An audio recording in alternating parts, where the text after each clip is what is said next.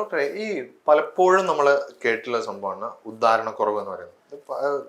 പ്രശ്നം എന്താ വെച്ചാൽ പല ആളുകളും വിചാരിക്കുന്നത് ഒരു വട്ടം ഉദ്ധാരണം കുറഞ്ഞാൽ പിന്നെ ഉദ്ധരിക്കില്ല, അല്ലെങ്കിൽ ഈ പെട്ടെന്ന് ശീഘ്രസ്ഖലനം, പിന്നെ ഈ പറഞ്ഞ നീളമില്ലായ്മ, അല്ലെങ്കിൽ വേണ്ട ഭാര്യ വേണ്ട രൂപത്തിൽ തൃപ്തിപ്പെടുത്താൻ പറ്റുന്നുണ്ടോ എന്നുള്ള സംശയം, ഇങ്ങനെയുള്ള ഒരുപാട് ബുദ്ധിമുട്ടുകൾ നമ്മൾ കാണുന്നുണ്ട്. അതിപ്പോൾ നിങ്ങൾ ഒ പിയിലാണെങ്കിൽ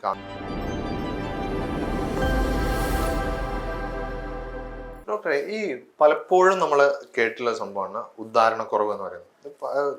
പ്രശ്നം എന്താ വെച്ചാൽ പല ആളുകളും വിചാരിക്കുന്നത് ഒരു വട്ടം ഉദ്ധാരണം കുറഞ്ഞാൽ പിന്നെ ഉദ്ധരിക്കില്ല, അല്ലെങ്കിൽ ഈ പെട്ടെന്ന് ശീഘ്രസ്ഖലനം, പിന്നെ ഈ പറഞ്ഞ നീളമില്ലായ്മ, അല്ലെങ്കിൽ വേണ്ട ഭാര്യ വേണ്ട രൂപത്തിൽ തൃപ്തിപ്പെടുത്താൻ പറ്റുന്നുണ്ടോ എന്നുള്ള സംശയം, ഇങ്ങനെയുള്ള ഒരുപാട് ബുദ്ധിമുട്ടുകൾ നമ്മൾ കാണുന്നുണ്ട്. അതിപ്പോൾ നിങ്ങൾ ഒ പിയിലാണെങ്കിൽ കാണുന്നുണ്ടാവും. നമ്മൾ എൻ്റെ ഒരു സംശയം, ഇങ്ങനത്തെ പ്രശ്നങ്ങളൊക്കെ നമുക്ക് പൂർണ്ണമായി മാറ്റാൻ പറ്റുമോ?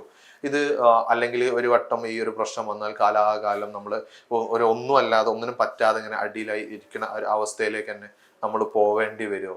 ഇതിന് ശരിക്കും ഒരു ട്രീറ്റ്മെന്റ് ആണോ? എന്താണ് ഇതിന് നമുക്കിത് പൂർണ്ണമായി മാറ്റാൻ എന്താണ് നമുക്ക് ചെയ്യാൻ പറ്റുക? തീർച്ചയായിട്ടും ഇത് ട്രീറ്റബിൾ ആണ്. ഇത് കംപ്ലീറ്റ്ലി ഒരു സാധാരണ, അതായത് നിങ്ങൾക്ക് ഇങ്ങനെ ഒരു പ്രശ്നം വരുന്നതിന്റെ മുന്നേ എങ്ങനെയായിരുന്നോ ആ ഒരു രീതിയിലേക്ക് തിരിച്ച് നോർമൽ ആക്കിയിട്ട് കൊണ്ടുവരാൻ എന്തായാലും സാധിക്കും. അപ്പം ഇതിലിപ്പം കുറേ മരുന്നുകൾ ഇന്നത്തെ കാലത്ത് വിപണിയിലുണ്ട്. ചിലത് സയന്റിഫിക് ആയിട്ട് പ്രൂവ് ചെയ്തതാണ്, അല്ലെങ്കിൽ ചിലത് ടെസ്റ്റഡ് ആണ്, കുഴപ്പമില്ല എന്നുള്ളത് രീതിയിലുണ്ട്. ചിലത് ആളുകൾ കബളിപ്പിക്കപ്പെടാറുണ്ട്. അപ്പൊ നമുക്ക് വീട്ടിലിരുന്നുകൊണ്ട് തന്നെ ഇതിനെ എങ്ങനെ മാനേജ് ചെയ്യാൻ പറ്റും, അല്ലെങ്കിൽ ഒരു 3 ജ്യൂസ് വെച്ചിട്ട് ഇതിനെ നമുക്ക് എങ്ങനെ എത്രത്തോളം മാനേജ് ചെയ്യാൻ പറ്റും എന്നുള്ളത് നമുക്കൊന്ന് ഡിസ്കസ് ചെയ്യാം. ഇപ്പോൾ ചില ആളുകൾ പറയും, ഡോക്ടറെ എനിക്ക് ഷുഗർ ഉള്ളതുകൊണ്ടായിരിക്കാമല്ലേ ഇങ്ങനെ, അല്ലെങ്കിൽ ഞാൻ പണ്ട് സ്വയംഭോഗം നന്നായിട്ട് ചെയ്തുകൊണ്ടായിരിക്കാമല്ലേ ഇങ്ങനെ എന്നൊക്കെ പറഞ്ഞ് ഒരുപാട് ക്വസ്റ്റ്യൻസ് ആയിട്ടൊക്കെ വരാറുണ്ട്. അപ്പം എൻ്റെ അടുത്ത് കഴിഞ്ഞ ഒരു ഒ പിയിൽ വന്ന ഒരു പേഷ്യൻ്റ് ആയിരുന്നു. അവരുടെ ഒരു റിവ്യൂ വേണമെങ്കിൽ നമുക്കൊന്ന് നോക്കാം. ലൈക്ക് എങ്ങനെയായിരുന്നു അവർക്ക് ഈ ഒരു ഇത് കഴിച്ചിട്ട്, അല്ലെങ്കിൽ ഈ ഒരു മെഡിസിൻ കഴിച്ചിട്ട് വിത്ത് നമ്മൾ പറഞ്ഞ കാര്യങ്ങളൊക്കെ ചെയ്തിട്ട് എങ്ങനെയാണ് ഉണ്ടായിട്ടുള്ളത്, എത്രത്തോളം ഉണ്ട് അവരുടെ ആ ഒരു ഇമ്പ്രൂവ്മെന്റ് എത്രത്തോളം വന്നിട്ടുണ്ട് എന്നുള്ളത് നമുക്കൊന്ന് നോക്കാം. ഡോക്ടറെ, ഞാൻ ഈ മരുന്ന് കഴിക്കുന്നുണ്ട് ഏകദേശം 20 ദിവസത്തിൻ്റെ അടുത്തേ ആയിട്ടുള്ളൂ.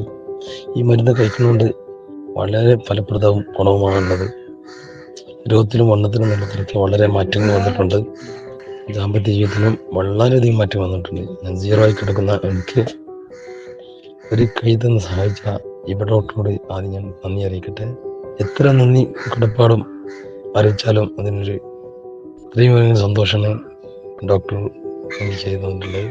പിന്നെ ഈ ഒരു മരുന്ന് കഴിക്കുമ്പോൾ, ഈ മരുന്ന് കഴിക്കാനുണ്ടായ കാരണം, ഞാൻ ഈ ഡോക്ടർ യൂട്യൂബ് ചാനലിൽ കാണുകയും യൂട്യൂബ് ചാനലിൽ നിന്നും നമ്പർ എടുത്ത് ഡോക്ടർക്ക് വിളിക്കുകയും ഓൺലൈനിലൂടെ ഡോക്ടർ എനിക്ക് മരുന്ന് അയച്ചു തരികയും ചെയ്തത്. ആ മരുന്ന് 20 ദിവസം ഞാൻ കഴിക്കൽ തുടങ്ങിയിട്ടായിട്ടുള്ളൂ. വളരെ ഫലപ്രദവും സന്തോഷമാണ്. ഈ മരുന്ന് കഴിക്കുന്നത് ഹെൽത്തിയാണ്. ഈ മരുന്ന് കഴിക്കുന്നതുകൊണ്ട് സൈഡ് എഫക്റ്റോ കാര്യങ്ങളോ ഒന്നും എനിക്ക് അനുഭവപ്പെട്ടിട്ടില്ല.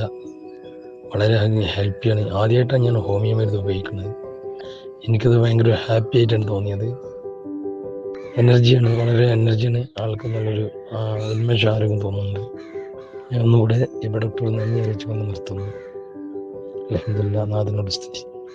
അപ്പോൾ ഇതിൽ ഈ ഒരു ആൾക്ക് എന്തുണ്ടായിരുന്നെന്ന് വെച്ചാൽ അവർക്ക് ഉദാഹരണക്കുറവ് ഉണ്ടായിരുന്നു. അത് ആഗ്രഹിക്കുന്ന സമയത്ത് അവർക്ക് ബലം ഉണ്ടാവുന്നുണ്ടായിരുന്നില്ല, അല്ലെങ്കിൽ ബലം ഉണ്ടായാൽ തന്നെ ചിലപ്പം അവരെ പ്രവേശിക്കുന്നതിന് മുന്നേ തന്നെ അത് തളർന്നു പോകുന്ന ഒരു ഫീലിംഗ് ആയിരുന്നു. പിന്നെ അതേപോലെ അവർക്ക് തീരെ വണ്ണമില്ല, തടിയില്ല എന്നൊക്കെ ഉള്ളൊരു ബുദ്ധിമുട്ടുകളൊക്കെ ഉണ്ടായിരുന്നു. അപ്പം ആക്ച്വലി ഞാൻ വണ്ണത്തിനോ തടിക്കോ ഒന്നും അല്ല ഇവർക്ക് മരുന്ന് കൊടുത്തത്. അവർക്ക് അവരുടെ ഉദ്ധാരണം കറക്റ്റ് ആവാൻ വേണ്ടിയിട്ടുള്ള മരുന്ന് മാത്രമേ കൊടുത്തിട്ടുള്ളൂ. ആ ഒരു ഉദ്ധാരണം കറക്റ്റ് ആയിട്ടുണ്ടായിരുന്നെങ്കിൽ തന്നെ അവർക്ക് ആ ഒരു തടിയും വണ്ണവും നോർമലായിട്ട് വരുമായിരുന്നു. അപ്പോൾ അതാണ് ഈ ഒരു ആൾക്ക് സംഭവിച്ചിട്ടുണ്ടായിരുന്നത്. അവർ ചെറിയ പ്രായത്തിൽ നന്നായിട്ട് സ്വയംഭോഗം ചെയ്യുമായിരുന്നു. പിന്നെ കുറച്ചൊക്കെ ഒരു ടെൻഷൻ റിലേറ്റഡ് ആയിട്ടാണ് ആക്ച്വലി ആ ഒരു കേസ് ഉണ്ടായിരുന്നത്. അപ്പോൾ ആ ഒരു രീതിയിൽ നമ്മൾ ആ കേസിനെ ഹാൻഡിൽ ചെയ്തപ്പോൾ നല്ല രീതിയിലുള്ള റിസൾട്ടാണ് അവർക്ക് 1 മാസം കൊണ്ട് തന്നെ കിട്ടിയിട്ടുണ്ടായിരുന്നത്. അപ്പം ഈ ഒരു ഉദ്ധാരണക്കുറവ് കാരണം പല ആളുകളും എങ്ങനെ ഡോക്ടറോട് പറയുക, എങ്ങനെ ഫേസ് ചെയ്യുക, അവരെങ്ങനെയാ വിചാരിക്കുക, എങ്ങനെയാ ഞാൻ ഒരു ഡോക്ടർ മുന്നിൽ പോവുക, ആളുകൾ എന്താ എന്നെക്കുറിച്ച് വിചാരിക്കുക, ഈ പ്രായത്തിലോ അല്ലെങ്കിൽ ഇങ്ങനെയോ. ചില ആളുകളുണ്ട്, ഇപ്പോൾ 25 വയസ്സായിട്ടുള്ളൂ, കല്യാണം കഴിഞ്ഞിട്ടുള്ളൂ, വൈഫിന്റെ മുന്നിൽ പ്രശ്നമാണ്, വീട്ടുകാരോടൊന്നും പറയാൻ പറ്റുന്നില്ല, ഫ്രണ്ട്സിനോടൊന്നും പറയാൻ പറ്റില്ല, ഫ്രണ്ട്സിൻ്റെ അടുത്ത് പറഞ്ഞു കഴിഞ്ഞാൽ അതൊരു ഈഗോ റിലേറ്റഡ് ആയിട്ടുള്ള ഒരു ഇഷ്യൂ ആവോ എന്നുള്ളൊരു പേടി പുറത്തൊക്കെ ഇതുകൊണ്ട് വീർപ്പ് മുട്ടി ജീവിക്കുന്ന ഒരുപാട് ആളുകളുണ്ട്. അപ്പോൾ ഇവർക്കൊക്കെ വീട്ടിൽ തന്നെ ട്രൈ ചെയ്യാവുന്ന 3 ജ്യൂസസിനെ കുറിച്ചാണ് നമ്മൾ ഇതിൽ പറയുന്നത് മെയിനായിട്ട്. അപ്പോൾ അതിന് മുന്നേ പറയാനുള്ളത്, ഉദാഹരണക്കുറവ് എന്നുള്ളത് ശരിക്ക് 2 രീതിയിൽ തന്നെ പറയാം. അതായത് ഒന്നെന്ന് പറഞ്ഞാൽ ചിലർക്കത് തീരെ ഉദ്ധരിക്കുന്നില്ല, എന്തൊക്കെ ചെയ്തിട്ടും എങ്ങനെയൊക്കെ ട്രൈ ചെയ്തിട്ടും അവരാഗ്രഹിക്കുന്ന സമയത്ത് അവർക്ക് ഉദാഹരണമില്ല. ഓക്കെ, ഒന്നാമത്. 2 എന്ന് പറഞ്ഞാൽ അവർക്ക് ഉദ്ധരിക്കുന്നുണ്ട്, പക്ഷെ അവർ പ്രവേശിക്കുന്ന സമയത്തോ അല്ലെങ്കിൽ പ്രവേശിച്ച് ഒരു ബന്ധപ്പെടുന്നതിൻ്റെ ഇടയിലായിരിക്കാം ചിലപ്പോൾ അവരുടെ ഉദാഹരണം നഷ്ടപ്പെടുന്നത്. ഈ 2 രീതിയിലും ആളുകൾ ബുദ്ധിമുട്ടാറുണ്ട്. അപ്പോൾ അതിൻ്റെ ഒരു പ്രധാന കാരണം എന്ന് പറയുന്നത് ആ ഭാഗത്തേക്കുള്ള രക്തയോട്ടം കറക്റ്റായിട്ട് ഇല്ലാത്തത് കൊണ്ടാണ് എന്നുള്ളത് തന്നെയാണ് മെയിനായിട്ട് പറയാനുള്ളത്. അപ്പോൾ ചില പേഷ്യൻസ് വരും നമ്മളെ അടുത്ത്, ഞാൻ എല്ലാ ഭക്ഷണവും നല്ല നോക്കിയിട്ടാണ് കഴിക്കുന്നത്, ഷുഗർ ഇല്ല, പ്രഷർ ഇല്ല, കൊളസ്ട്രോൾ ഇല്ല, യൂറിക് ആസിഡ് ഇല്ല, ഞങ്ങൾ പറഞ്ഞ ഒരു രോഗങ്ങളും എനിക്കില്ല, പിന്നെ ഇതെന്തുകൊണ്ടാണ് എന്നൊരു ചോദ്യമായിട്ട്. അപ്പം ഇതിൽ ഒരു വില്ലനായിട്ട് വരാറുള്ളത് വിറ്റാമിൻ ഡി ആണ്. ബാക്കിയുള്ള എല്ലാം നമ്മൾ നോക്കും, വിറ്റാമിൻ ഡിനെ കുറിച്ച് നമ്മൾ വല്ലാണ്ട് ബോധേഡ് ആവാറില്ല. അതായത് നമ്മൾ വെയിൽ കൊള്ളാറില്ല, അല്ലെങ്കിൽ നമ്മളുടെ ഭക്ഷണത്തിലാണെങ്കിലും വിറ്റാമിൻ ഡി ഒട്ടും ഉൾപ്പെടാറില്ല. അപ്പം ഇത്തരം സാഹചര്യത്തിലും നമ്മൾക്കൊരു ഉദാഹരണക്കുറവ് ഉണ്ടാവാനുള്ള ചാൻസസ് വളരെ കൂടുതലാണ്. മറ്റൊന്നെന്ന് പറഞ്ഞാൽ എപ്പോഴും സെഡൻഡറി ആയിട്ട് ഒരേ സ്ഥലത്ത് ഇരിക്കുക, തീരെ വ്യായാമം ഇല്ലാത്ത ഒരാളാണെന്നുണ്ടെങ്കിൽ ആ ഒരാൾക്കും ഉദാഹരണക്കുറവ് ഉണ്ടാവാനുള്ള ചാൻസസ് വളരെ കൂടുതലാണ്. പ്രത്യേകിച്ച് ഒരു കാരണവും ഇല്ലാതെ തന്നെ. കാരണം ആ ഭാഗത്തേക്കുള്ള രക്തയോട്ടം കറക്റ്റ് ആയിട്ടില്ല എന്നാണെങ്കിൽ ആ ഭാഗം ഉദ്ധരിച്ച് നിൽക്കില്ല. ലിംഗത്തിന്റെ ഒരു പ്രത്യേകത എന്ന് പറഞ്ഞാൽ ലിംഗം അങ്ങനെ ഉദ്ധരിച്ച് നിൽക്കാനുള്ള ഒരു കാരണം എന്ന് പറയുന്നത് ആ ലിംഗത്തിലേക്കുള്ള കറക്റ്റ് ആയിട്ടുള്ള രക്തയോട്ടം എത്തുന്നതുകൊണ്ടാണ്. അപ്പോൾ ആ രക്തയോട്ടം കറക്റ്റായിട്ട് എത്തുന്നില്ല എന്നാണെന്നുണ്ടെങ്കിൽ ഇത്തരത്തിൽ ഉദാഹരണക്കുറവ് ഉണ്ടാവും. അപ്പം ഇങ്ങനെ ഒരു സാഹചര്യത്തിൽ നിങ്ങൾക്ക് എന്ത് എക്സസൈസ് ചെയ്യാൻ പറ്റും എന്ന് ചോദിക്കാറുണ്ട്. അതായത് ഞങ്ങൾ നടക്കാറുണ്ട്, ഞാൻ ജോഗിങ്ങിന് പോവാറുണ്ട്, ജിമ്മിൽ പോവാറുണ്ട്, അല്ലെങ്കിൽ ജിമ്മിൽ പണ്ട് പോയിരുന്നു, ഇപ്പം അങ്ങനെയില്ല, ഞാൻ വീട്ടിൽ നിന്ന് തന്നെ എക്സസൈസ് ചെയ്യാറുണ്ട് എന്ന് പറയുന്ന ആൾക്കാരുണ്ട്. ഇപ്പം എക്സസൈസിൻ്റെ കാര്യം ചോദിക്കുകയാണെന്നുണ്ടെങ്കിൽ ചിലർ പറയും ഞാൻ അല്ലെങ്കിൽ 2 പ്രാവശ്യം ആഴ്ചയിൽ ഞാൻ എക്സസൈസ് ചെയ്യാറുണ്ട് എന്ന് പറയും. അപ്പം ഇതിൽ നിങ്ങൾ നടക്കുന്നുണ്ടെങ്കിലും നിങ്ങളുടെ ജോലി ഭയങ്കരമായിട്ട് നിങ്ങൾക്ക് ഭയങ്കര എക്സേർട്ട് ചെയ്തിട്ടുള്ള ഒരു ജോലി ആണെങ്കിൽ പോലും ആ ഭാഗത്തേക്ക് രക്തോട്ടം കറക്റ്റായിട്ട് ഇല്ല എന്നാണെന്നുണ്ടെങ്കിൽ, അതായത് ലിംഗത്തിലേക്കുള്ള രക്തോട്ടം കറക്റ്റായിട്ട് ഇല്ല എന്നാണെങ്കിൽ ഉദാഹരണക്കുറവും ഉണ്ടാവാനുള്ള സാധ്യതകൾ എന്തായാലും ഉണ്ട്. ഇനിയിപ്പോൾ നിങ്ങൾ 1 മണിക്കൂർ നടക്കുകയാണെങ്കിൽ പോലും. അപ്പം ഇതിൽ നമ്മൾ മെയിനായിട്ട് ശ്രദ്ധിക്കേണ്ടത് എന്താണെന്ന് വെച്ചാൽ 2 രീതിയിലുള്ള എക്സസൈസുകളാണ്. ഒന്നെന്ന് പറഞ്ഞാൽ നമ്മൾ കീഗിൾസ് എക്സസൈസ് എന്ന് പറയും. നിങ്ങളെല്ലാവരും സുപരിചിതരായിരിക്കും ആ ഒരു എക്സസൈസുമായിട്ട്. അപ്പോൾ ഇതിൻ്റെ മെയിൻ ഫോക്കസ് എന്താണെന്ന് വെച്ചാൽ ആ ഭാഗങ്ങളിലേക്കുള്ള, അതായത് പെൽവിക് ഫ്ലോർ മസിൽസിലേക്കുള്ള രക്തയോട്ടം കൂട്ടുക എന്നുള്ളതാണ് ഈ ഒരു എക്സസൈസ് കൊണ്ട് നമ്മൾ മെയിനായിട്ട് ഉദ്ദേശിക്കുന്നത്. രണ്ടാമതായിട്ട് പറയുകയാണെന്നുണ്ടെങ്കിൽ അത് weight training exercise for abs എന്നാണ്. ഇതൊക്കെ നിങ്ങൾ നെറ്റിൽ സെർച്ച് ചെയ്ത് കഴിഞ്ഞാൽ, യൂട്യൂബിൽ സെർച്ച് ചെയ്ത് കഴിഞ്ഞാൽ ധാരാളം എക്സസൈസസ് കിട്ടും. നിങ്ങൾക്ക് നിങ്ങളുടെ ബോഡിക്ക്, നിങ്ങളുടെ ഒരു ബോഡിയുടെ പാകത്തിന് വേണ്ടിയിട്ട് ചെയ്യാൻ പറ്റുന്ന രീതിയിലുള്ള എക്സസൈസുകൾ നിങ്ങൾ എടുത്ത് ചെയ്യുക എന്നുള്ളതാണ്. അപ്പം ഈ വെയിറ്റ് ട്രെയിനിങ്, അപ്പം വയറിനുള്ള എക്സസൈസ് ചെയ്തുകൊണ്ട് എന്താ ഡോക്ടറെ എന്ന് ചോദിക്കാറുണ്ട്. അപ്പം ഇതിലെന്താണെന്ന് വെച്ചാൽ നമ്മൾ ചില ആളുകൾ ചെവി ആട്ടുന്നത് കണ്ടിട്ടുണ്ടാവും. അപ്പോൾ ആനേൻ്റെ ഒക്കെ ചെവി ആട്ടുന്ന പോലെ തന്നെ ചില ആളുകൾക്ക് ഈ ചെവി ഇളക്കാനുള്ള ഒരു പ്രത്യേക കഴിവുണ്ട്. അത് ആക്ച്വലി പ്രത്യേക കഴിവല്ല, അത് അവർ ഉണ്ടാക്കിയെടുക്കുന്ന കഴിവാണ്. അതായത് എല്ലാവർക്കും ഈ ഒരു ഭാഗത്ത് ചെറിയൊരു കൺട്രോൾ ഉണ്ട്, വളരെ ചെറിയൊരു കൺട്രോൾ. അത് ചില ആളുകൾ അത് ഇരുന്ന് അതിലേക്ക് കോൺസെൻട്രേഷൻ കൊടുത്ത് അതിനെ ട്രെയിൻ ചെയ്തിട്ടാണ് ആ ഒരു ഭാഗത്തിനെ ഇളക്കിക്കൊണ്ടിരിക്കുന്നത്. അതായത് ആ ഒരു മൂവ്മെന്റ് അവരുടെ കൺട്രോളിൽ വരുത്തുന്നത്.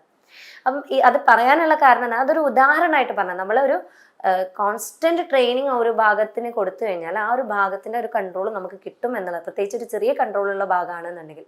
അപ്പം ലിംഗത്തിന്റെ ഒരു കേസ് പറയുകയാണെന്നുണ്ടെങ്കിൽ ലിംഗത്തിന്റെ ഒരു ഭാഗത്ത് നമുക്ക് കൺട്രോൾ ഉണ്ട്, മറ്റൊരു ഭാഗത്ത് നമുക്ക് കൺട്രോൾ ഇല്ല. ചില മസിൽസിൽ നമ്മളുടെ ഇപ്പം നമ്മൾ കൈ ഇളക്കുന്നത് പോലെയുള്ള കൺട്രോൾ, നമുക്ക് കൈ എടുക്കണം, കൈ വെക്കണം എന്നൊക്കെ ഉള്ള നമ്മളുടെ ഓൺ കൺട്രോളിലാണ് നമ്മുടെ കൈ കിടക്കുന്നത്, കൈയിൻ്റെ മസിൽസ് കിടക്കുന്നത്. പക്ഷെ നമ്മളുടെ ഹാർട്ടിന്റെ ബീറ്റ്, നമ്മളെ ഹൃദയം ഇത്ര മിടിപ്പ്, ഇത്ര സെക്കൻഡിൽ ഇത്ര മിടിക്കണം, അല്ലെങ്കിൽ ഇങ്ങനെ മിടിക്കണം എന്നൊന്നും നമുക്ക് കൺട്രോൾ ചെയ്യാൻ പറ്റില്ല. അപ്പം ഇതേപോലെ 2 രീതിയിലുള്ള കൺട്രോളാണ് നമ്മളുടെ ലിംഗത്തിനുള്ളത്.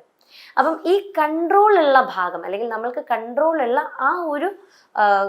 ആ ഒരു മസിൽസിനെ നമുക്ക് നല്ല രീതിയിൽ ഒന്നും കൂടെ നമ്മളുടെ പരിധിയിൽ വരുത്താൻ ഹെൽപ്പ് ചെയ്യുന്നതാണ് ഈ ഒരു അബ്ഡോമിനൽ മസിൽസിന്റെ എക്സസൈസ് എന്ന് പറയുന്നത്, അതായത് വെയിറ്റ് ട്രെയിനിങ് എക്സസൈസ് എന്ന് പറയുന്നത്. അപ്പോൾ ഇത് തുടർച്ചയായിട്ട് നിങ്ങളൊരു 3/4 മണിക്കൂറെങ്കിലും ദിവസവും ചെയ്യുന്നുണ്ട് എന്നുണ്ടെങ്കിൽ വളരെ ഹെൽപ്ഫുൾ ആയിരിക്കും. അപ്പം ഇത് 3/4 മണിക്കൂർ എന്ന് പറയുന്ന ഒരു ദിവസം കൊണ്ട് തന്നെ നിങ്ങൾ 3/4 മണിക്കൂർ ചെയ്യുക എന്നുള്ളതല്ല, നിങ്ങൾ കൺസിസ്റ്റൻ്റ് ആയിട്ട് ചെയ്യുക. ഇപ്പോൾ ഇന്നൊരു 5 മിനിറ്റ് ചെയ്യുകയാണ്, നാളെ ഒരു 10 മിനിറ്റ് ചെയ്യുകയാണ്, അതങ്ങനെ സമയം കൂട്ടി കൂട്ടി നിങ്ങൾ ഡെയിലി ചെയ്യുന്നുണ്ട്, ഡെയിലി 3/4 മണിക്കൂർ 2 എക്സസൈസും കൂടെ ചെയ്യുന്നുണ്ട് എന്നുള്ള രീതിയിലേക്ക് വരുത്തുക. അല്ലാതെ ഒറ്റയടിക്ക് 3/4 മണിക്കൂർ ചെയ്തു പിറ്റത്തെ ദിവസം പിന്നെ കുറേ ദിവസത്തേക്ക് കയ്യും കാലും വേദനിച്ച് ഒന്നും ചെയ്യാതിരിക്കുന്നതുകൊണ്ട് ഇതിലൊരു കാര്യം ഉണ്ടാവില്ല. നമ്മൾ കൺസിസ്റ്റൻ്റ് ആയിട്ട് ചെയ്യുകയാണെന്നുണ്ടെങ്കിൽ അതിൻ്റെതായ റിസൾട്ട് നമ്മൾക്ക് എപ്പോഴും നമ്മളുടെ ഒ പിയിൽ കണ്ടിട്ടുണ്ട്. അതായത് ഇപ്പോൾ പേഷ്യൻസ് വരുമ്പം മാറ്റം ഉണ്ടെന്ന് പറയുന്ന പേഷ്യൻസിനോട് ചോദിക്കുകയാണെന്നുണ്ടെങ്കിൽ അവർ കറക്റ്റായിട്ട് അത് ചെയ്തിട്ടുണ്ടാവും. മാറ്റം ഇല്ല എന്ന് പറയുന്ന പേഷ്യൻസിന് അവർ മരുന്നുമ്മ മാത്രം ആശ്രയിച്ച് നിൽക്കുന്ന ആളുകളാണ്. ആ സാഹചര്യത്തിൽ എപ്പോഴെങ്കിലുമൊക്കെ ആയിട്ടാണ് ഡോക്ടറെ ഞാൻ എക്സസൈസ് ചെയ്തിരുന്നത് എന്നുള്ളത് കേട്ടിട്ടുണ്ട്. അപ്പം ഈ ഒരു 2 കാര്യം എന്തായാലും നിങ്ങളുടെ ലൈഫിൻ്റെ ഒരു ഭാഗമായിട്ട് മാറ്റുക എന്നുള്ളത് നിർബന്ധമാണ്. ഇതിനായിട്ട് സ്വയംഭവം ചെയ്യുന്ന ഒരാളാണെന്നുണ്ടെങ്കിൽ ഒരു മാസത്തിലേക്ക് ഒരു 4 തവണയെങ്കിലും ആക്കിയിട്ട് അതിനെ കുറച്ച് കൊണ്ടുവരിക എന്നുള്ളത് നിർബന്ധമാണ്. കാരണം വികാരമല്ലേ ഡോക്ടറെ, ഞങ്ങൾക്കിത് കൺട്രോൾ ചെയ്യാൻ പറ്റുന്നില്ല, അല്ലെങ്കിൽ ഉറക്കത്തിൽ പോവുകയാണ്, അങ്ങനത്തെ ബുദ്ധിമുട്ട് വരികയാണ് എന്ന് പറയുന്നവരോട് പറയാനുള്ളത് നിങ്ങൾ എക്സസൈസ് ചെയ്യുക. നിങ്ങളുടെ കൺട്രോൾ നിങ്ങളുടെ കയ്യിലാണ്. അതെന്തായാലും നിങ്ങൾക്ക് കിട്ടും. നിങ്ങൾ എക്സസൈസ് ചെയ്യുന്ന തോറും അല്ലെങ്കിൽ നിങ്ങൾക്കൊരു ഹോബി ഉണ്ടാകും തോറും നിങ്ങൾക്ക് നിങ്ങളുടെ ബോഡിയുടെ മേലുള്ള കൺട്രോൾ കുറച്ചും കൂടെ കിട്ടും. നിങ്ങളുടെ ബോഡി അല്ല നിങ്ങളെ കൺട്രോൾ ചെയ്യുന്നത്, നിങ്ങൾക്ക് നിങ്ങളുടെ ബോഡീനെ കൺട്രോൾ ചെയ്യാനുള്ള എല്ലാ കപ്പാസിറ്റിയും ഉണ്ട്. ഓക്കെ, അപ്പം ഇതെന്തായാലും നിങ്ങൾ ശ്രദ്ധിക്കുക എന്നുള്ളതാണ്. ഇനി ഒരു 3 ജ്യൂസ് നമ്മൾ പറയുകയാണെന്നുണ്ടെങ്കിൽ അതിൽ ആദ്യം തന്നെ പറയാനുള്ളത് ബീട്രൂട്ട് ജ്യൂസാണ്. അതായത് ബീട്രൂട്ടിൻ്റെ കഷ്ണം നമ്മൾ നന്നായിട്ട് ജ്യൂസ് ആക്കിയിട്ട് അതൊക്കെ കുടിക്കുകയാണെന്നുണ്ടെങ്കിൽ അതിലൊരുപാട് നൈട്രൈറ്റ്സ് ഉണ്ട്. അത് നമ്മുടെ ശരീരത്തിൽ ഒരു ആൻറ്റി ഓക്സിഡൻ്റ് ആയിട്ട് പ്രവർത്തിച്ച് നമ്മളുടെ ലിംഗത്തിലേക്കുള്ള ബ്ലഡ് ഫ്ലോ കൂട്ടാൻ നന്നായിട്ട് ഹെൽപ്പ് ചെയ്യും. അതേപോലെ മറ്റൊന്നാണ് അവക്കാഡോ എന്ന് പറയുന്നത്. അതിലുള്ള വിറ്റാമിൻസും അതേപോലെ മിനറൽസും നമ്മളുടെ ടെസ്റ്റോസ്റ്ററോണിനെ റെഗുലേറ്റ് ചെയ്യാനും നമ്മൾക്ക് നല്ല രീതിയിലുള്ള ഒരു ഉദാഹരണം മെയിൻറ്റെയിൻ ചെയ്യാനും നന്നായിട്ട് ഹെൽപ്പ് ചെയ്യുന്ന ഒന്നാണ്. മറ്റൊന്നാണ് ഓറഞ്ചിൻ്റെ ജ്യൂസ് എന്ന് പറയുന്നത്. പൊതുവേ ഞാൻ ജ്യൂസ് പ്രിഫർ ചെയ്യാറില്ല, പക്ഷെ നിങ്ങൾക്ക് കുടിക്കാൻ സൗകര്യത്തിന് പറയാണ് ഓറഞ്ചിൻ്റെ ജ്യൂസ് എന്നുള്ളത്.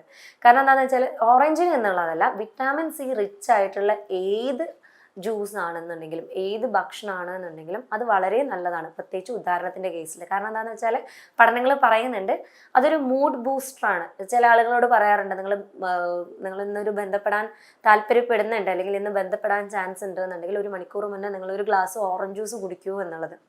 കാരണം എന്താണെന്ന് വെച്ചാൽ ആ ഭാഗത്തേക്കുള്ള രക്തയോട്ടം കൂട്ടാൻ നന്നായിട്ട് ഇത് സഹായിക്കും. അതേപോലെ വിറ്റാമിൻ സി റിച്ച് ആയത് കൊണ്ടാണ്.